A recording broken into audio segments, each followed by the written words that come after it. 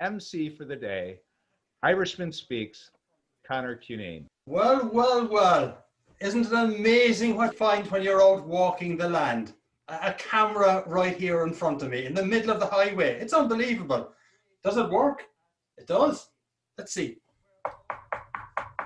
Crikey, it does. Hi everyone. Conor, Irishman Speaks here, and it's absolutely great to be at Fascinate, where all our experts are great. You'll have engagement and laughter, life lessons for after, and we'll get you out before late. Let's say hi. Well, welcome everyone to Fascinate. Now, our organizing panel and group put a lot of work into making this a really good event for you. And in fact, we actually created some, what I would refer to as rules of engagement, or actually requests of engagement, just to make sure everything works out really well. And what they actually did was they put together a published list of the rules of engagement. So I want to show you the rules of engagement that we've actually got here right now. And they've asked me to actually identify some of these rules and actually to read out the rules of engagement to you. So page 1. Sorry? You don't want me to read out all of the rules of engagement? Okay, all right. Okay, we'll summarize this. I put together, just in case they wanted me to summarize, I actually put together some high quality audio visual slides for the rules of engagement to make sure that you have a really good, fascinating presentation and event here today. A rule of engagement number 1 is, please mute. Make sure you stay muted during this session. Now, our speakers love feedback. But as you can appreciate, as you know from the Zoom virtual events you've been doing, when we've got noise in the background, it can be an issue. And if one of our speakers or presenters is giving you some deep, thoughtful, emotional moment, and we hear your 15-year-old kid playing a Metallica riff in the background, well, it kind of distracts things a little bit. Okay, so that's number 1 rule of engagement. The second rule of engagement is the chat box. Yes, chat box. Okay. And basically what we're looking for here is that the chat box can be very, very useful, but can also be really distracting. So we will ask you when the speakers are presenting to be respectful of the amount of time you spend on the chat, because what tends to happen is that, let's say John pops something into the chat, Hayden actually disagrees with him, Barbara then comes in and makes a comment, and then Catherine starts creating World War III. And what's been happening is that our speaker is presenting a program on world peace. Okay, so we don't want any of that. The final one is that we will also possibly be doing some polls, P-O-L-L-S, that's very good, here during this presentation as well. A couple of quick points on that, especially for all of you who are zooming in from Chicago. You can vote early, but you're only allowed 1 vote. And mail-in ballots also will not be accepted. This is not an ideological thing, it's basically a practical thing, because by the time you complete your mail-in ballot, you actually go out and get a stamp, you lick the stamp, you put the stamp on the envelope, etc. We'll be planning Fascinate 2024. I'm interested to know whether or not you are sitting, standing, or in your pajamas right now. So are you sitting, standing, or in your pajamas? A lot of sitting, a few standing, good, sitting. All right, okay. Actually, the research I have done on this is a question I normally do via polling, but I wanted to keep it simple today, is that about 95.6% of people actually are sitting during Zoom conferences. Sorry, it's 96.5. We found that 96.5% of people sit during Zoom conferences. And you know what that results in, gang? That results in an affliction that is hitting everyone in the United States and around the globe today. And that is Numbutt-itis. That's right, Numbutt-itis. We're all suffering from Numbutt-itis. It's more draining than any bronchitis. So when you're on Zoom, just stand in the room. Don't let it come back and bite us.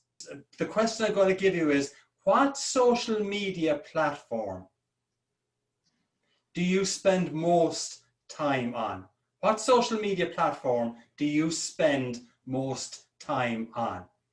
That's Instagram, LinkedIn, Instagram. Okay, so based on this, it appears to be LinkedIn. And no, as I said, there was just one honest person mentioning Facebook, a few others. And come on, gang, no one has mentioned Tinder. Give me a break. I mean, Tinder actually can be quite difficult for married people. I mean, my wife got really upset when she found that I was on Tinder. She got even more upset when she realized that I found her profile on Tinder. So that was a bit of a challenge. My darling, I love you. So let's now go to our next speaker. Fascinators and Zoomers, get that space bar down. And on the count of 3, we'll go with Amy.